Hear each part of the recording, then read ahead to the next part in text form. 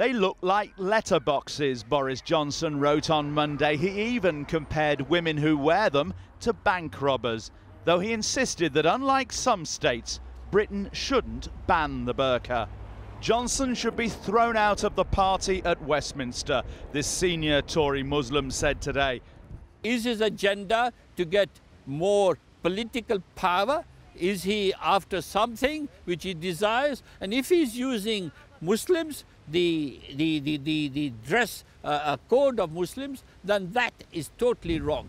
The women in Islam should not be used as springboard for Boris Johnson to achieve something greater. That is wrong. In this country, we should not allow populism. Let's not be misled by people who are looking for populism. Let's have a civilized discussion. Withdrawing the Commons whip, as Lord Sheikh wants, would actually stop Johnson standing for leader. The current leader at the First World War centenary in Amiens today hasn't yet got the apology she wants, though her colleagues have repeated their disgust with what Johnson said about burqas.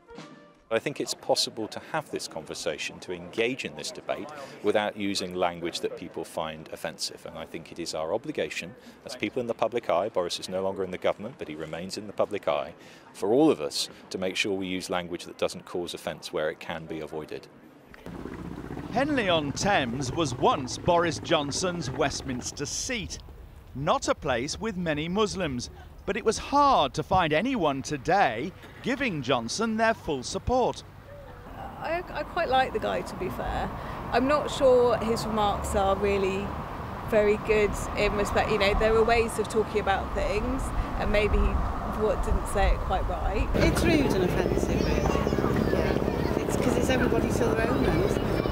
So. Do you think he'd be a suitable Prime Minister? No. No, I won't. Why not? I think he's a bit of a joker, isn't he? He likes a bit of a laugh, isn't he? Yeah, you can't take him serious. A bit like Trump, isn't it? But you never know. Do you think he's using Trump tactics, possibly? Yeah, possibly. Yeah. It seems to be the popular way to go these days. Yeah. But if Trump can make it, Boris can make it. Labour have drawn a populist link between Johnson and Donald Trump's former advisor, Steve Bannon, though reports the pair met recently are totally false, I'm told. Tonight, the Johnson camp again made clear he won't say sorry, while the former Attorney General Dominic Grieve said he'd leave the Conservatives if Johnson became leader. His colleague Anna Soubry has just tweeted that other MPs would quit too.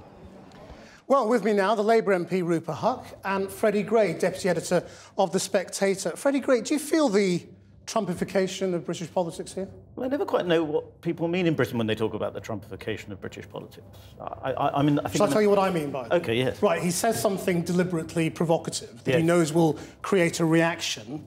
But he also knows that there will be a reaction to the reaction that will be beneficial to him. So he then doubles down on his original... Yes, it's political trolling, which is what Trump does all the time. I think I'm in a very small minority of people that thinks this wasn't actually a very cynical strategic masterstroke from Boris Johnson. I think he dashes his thoughts off on his column. I mean, last week in The Spectator, he was writing about how he enjoyed seeing his au pair naked. No one picks up on that. He's someone who speaks his mind. So it's just careless? Well, there is a similarity between Trump and Boris in that their popularity is based on the fact that they appear to say what they think. Whether they do or not is a different question. But that's a Trumpification to a certain extent in that they both are popular because they seem to talk plainly. Rupert Huck, do you think this is Trump effect, Bannon effect? I do. I think it looks like for Boris, opportunity knocks. He was kind of out of the headlines for a couple of weeks, so he's propelled himself back in there. This story is not going away. And it's this thing about kind of not taking stuff seriously. You know, the old Boris of old, oh, sorry, I just shagged your wife, didn't realise, oh, sorry. You know, that kind of with a bit of a... I'm not sure that language is OK at this time. I don't know about the lawyers. Let's not have any more of it. This is Trumpification right there. You know, that Boris of old, it used to be mildly amusing, the stuff about the...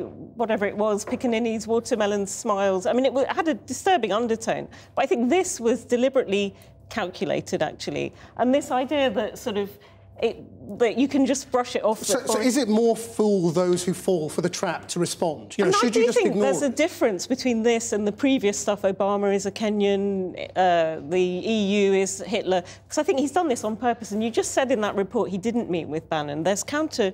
I mean, it looks to me like this was put in the grid when he had that meeting with Steve Bannon. I think also we should distinguish between... I mean, the more trolly aspects of the Trump campaign were saying some Mexicans are rapists or let's ban all Muslims. And that was a trolly play from those guys.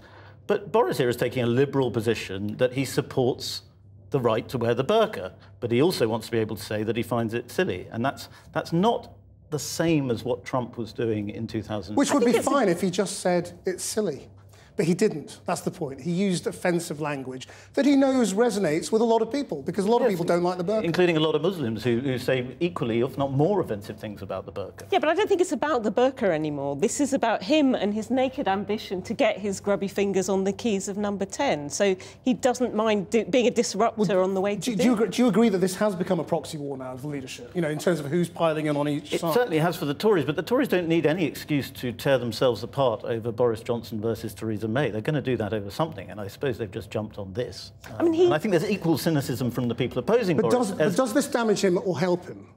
With the public? No, with the Conservative Parliamentary Party and then the Conservative membership. I would say with the Parliamentary Party at the moment it seems to be harming him. With most people I would think they would be on his side. I mean, it's just divisive wherever it plays. It is divisive, and you know he was the worst Foreign Secretary ever. I think that's undisputed. For someone like Nazanin Zaghari-Ratcliffe, he made her situation worse.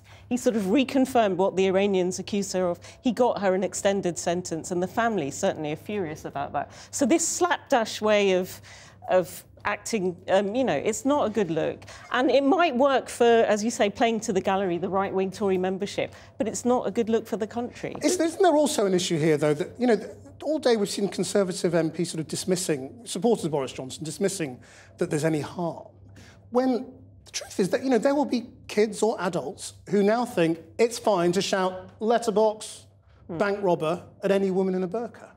And he's legitimised that, hasn't he? Totally.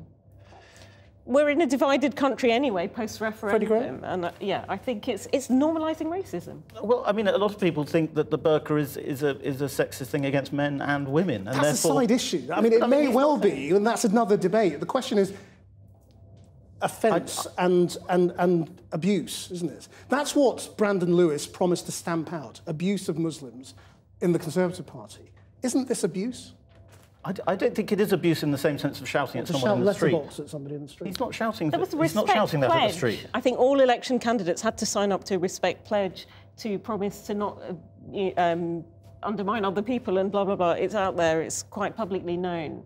And they promised to sign up to the Nolan principles of selflessness, integrity, honesty, and all those things. He smashed every single one, and he's enjoying it. That's it. He's loving it. Isn't the danger, though, that I know he's enjoying it. I mean, if you think we are in a sort of an Americanisation of the Conservative Party, aren't we also in a sort of a populist era for the left as well? And that British politics is now divided between populist left and populist right. I mean, and that's just bad for politics, isn't it? People are less tribal. People, you know, we live in an age of social media. Putting an X in a box every 5 years doesn't appeal to people anymore. But I think it's dangerous what's happening. If you look at the context of what's happening elsewhere in Europe, be it Viktor Orban or the Geert Wilders in Denmark, long list you could construct, Salvini in Italy. So I think at this moment it is dangerous, and anti-racists should stick together. But very often the people who talk most about polarisation and division in society are the people who do it the most. I mean, if you say to anybody who thinks that the burqa is an absurd thing, that you're a racist, then you are actually polarising. The thing is, every time something like this happens, there's a rise in all types of hate crime. I mean, I've had it myself. As an MP to my parliamentary office, we had an Islamophobic package sent. It was at the time that Kill a Muslim letter was doing the rounds. It resulted in my office being cordoned off as a crime scene, men in hazmat office in suits crawling around. The lad who opened that package had to be taken to hospital because it was the same week as Salisbury, and you don't take any chances. But do you think the outrage is generated from a paragraph in a Boris Johnson's column, or is it generated from people like us having this debate for 3 or 4 days? The thing is, it normalises and it sort of legitimises this kind of thing, which we've seen since the weekend of the referendum, since that Thursday. I think that weekend there was a huge spike in hate crime. Let's stop talking about it. Thank you both very much indeed.